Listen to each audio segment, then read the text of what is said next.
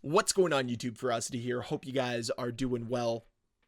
I know we haven't seen any gameplay yet for Call of Duty 2025. Heck, there isn't even a rumor that's been confirmed for Call of Duty 2025. But all of the leaks and rumors surrounding this game do not inspire a lot of confidence. It feels like once again, Call of Duty is fumbling a golden opportunity. An opportunity to cash in and appease this community across the board.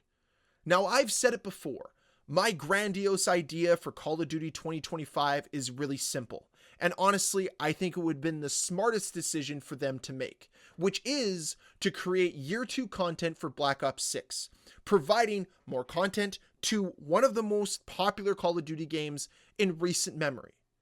And in addition to that, release a true-to-form Black Ops 2 remaster.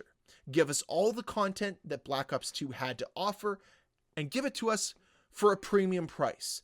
People would pay it, especially if it was true to form, legitimately not changing anything. If you want to add a battle pass for extra cosmetics, I think I could get over it. If you want to put weird cosmetics in the game, maybe I could get over it. Don't get me wrong, I won't be the happiest camper if they do those things. But if they create a true-to-form gameplay version of Black Ops 2 with some remastered elements, I'd be all for it. That'd be what I play. And I'd be willing to pay the premium price for it as well. Because that game just hits different. And it's easy to understand why so many people herald it as the best game in the franchise. It's just too bad that Call of Duty doesn't want to learn from Black Ops 2. Instead, they want to continue to repeat the same mistakes over and over and over again. Like, what makes Black Ops 2 so great is they finally decided to change up the formula for campaign, change up the formula for multiplayer, change up the formula for zombies, and it all worked. Because they listened to the community. They tried things, and they worked. Unfortunately, now Call of Duty is so gosh darn set in their ways that they won't try anything new. They just keep going back to the well of things they've tried before, like wall running, and it just isn't what the game needs. The game doesn't need more crazy movement. If anything, it needs less. It needs to be more grounded. And they just don't seem to understand that. They don't realize that the game should move in that way, in that direction. And that's what a lot of people want. It feels very much like when they released Infinite Warfare and they just stopped listening to the community leading up to it. They're like, hey, here's an inferior version of Black Ops 3. And yeah, we know you want a boots on the ground game, but we made Infinite Warfare instead, and it just feels like they're not listening to what the players want. I get it. Some players want a 32v32 mode, but you could easily incorporate that into Black Ops 6, into Year 2 content. I get it that some people want the largest round-based zombies map. Again, I think it would work in Black Ops 6. Some people want an expansion on campaign with 4-player co-op. Sure, the servers suck, but let's try it for campaign as well. I just don't have faith that they're going to nail these details. And then, of course, I don't want another game like MW3. Because even though MW3 ended off in a pretty good state, had a ton of content, a lot of that content was good, it started off in such a negative way. Not only did they release the campaign a week early, people realized way too early that the campaign sucked. And then came the multiplayer, and unfortunately, playing on old MW2 maps didn't hit the same way they expected it to because, well, it was a different game now. It felt different, it played different, and unfortunately, it didn't work. Now, some of the content they injected the game with, yeah, it worked. Maps like Rio and Greece are fantastic. I had a ton of fun on those maps. But overall, I think they missed the mark with MW3. And on top of that, they committed the sin I hate the most, which is quantity over quality. And that really represents MW3 well. There are far too many shipment variants in that game. A lot of them are not quality. There's too many weapons because they carried everything over from MW2. Again, a lot of quantity, not a lot of quality. Same thing goes with the attachments. Same assessment provides there. Quantity over quality.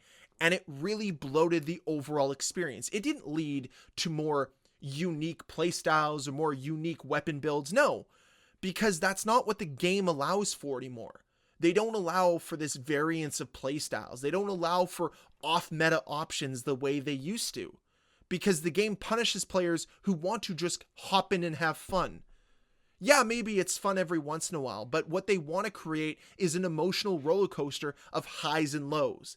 Everything is fabricated, and that's what makes the games so gosh darn exhausting and so gosh darn unfun. That's why I don't play Black Ops 6 anymore. It's just not a fun experience having extreme highs, then extreme lows, then extreme highs and extreme lows.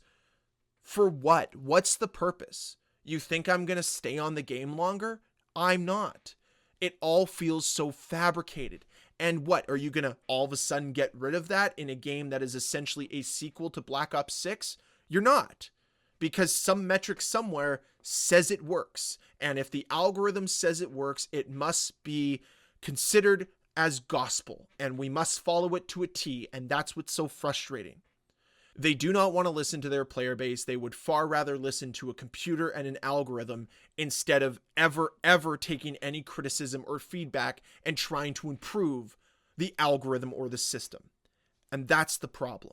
But to get back to the leaks and rumors surrounding Black Ops 7 or Call of Duty 2025 or whatever it's going to be, I can't get over the fact that they are really trying to go back down the path that MW3 went down, and it didn't work. It led to lower sales. It led to lower player numbers. Yes, they were able to retain players, but at what cost? You really pushed a lot of players away. And because you pushed so many players away with Black Ops 6, you're not getting them back by creating a sequel to it either. So you're really just fumbling this really good opportunity. A true to form remaster would do this community so much good, to just kind of press pause on the franchise as a whole and allow us to commemorate and celebrate what Black Ops 2 provided this community. And that's the problem I have. Black Ops 2025 has some real competition for the first time in a long time. And I get it. It's going to be tough to compete with GTA. It's going to be tough to compete with Battlefield potentially. It's going to be tough to compete with other games on the market. Marathon's coming out, even though I don't really think it's going to directly compete with Call of Duty. But you'd think that they'd want to step up their game, that they'd finally want to do something for the community, finally try to showcase that they are willing to put some life and soul into the game. But everything that's been leaked so far just feels like we are going down the same overbeaten path of mediocrity. And I'm not interested in it. I am not interested in going down this mediocre path again. I don't want to invest time, energy, and frustration into a franchise that doesn't want to try to escape the shackles that it's placed on themselves creatively. This is the safest of all safe plays, and I really hope it bites them in the behind. Honestly, what I hope for, if I'm going to say anything, is all of this is all fake. That none of the details or leaks or rumors that have been released are real. And that instead it has all been one big ploy, and we are just going to get Black Ops 2 Remastered. Or we're getting a brand new game that is going to blow our socks off. But I'll hold my breath, because I don't think that's what's happening. This is Call of Duty after all. Why would they want to try? Why would they want to innovate? That takes effort and time. That might actually mean that they fail. And they are so gosh darn scared of failing that they're fine skating by being as mediocre as possible. And I, for one, hate when companies strive for mediocrity. That's what we're seeing in a lot of gaming franchises right now, and Call of Duty is one of them. But those are my thoughts on the new leaks and rumors surrounding Call of Duty 2025. I'd love to hear your thoughts on them down below in that comment section. And as always, guys, thank you so much for watching. If you enjoyed this video, please hit that like button. If you want to see more videos from me, please hit that subscribe button. I'll see you guys next time.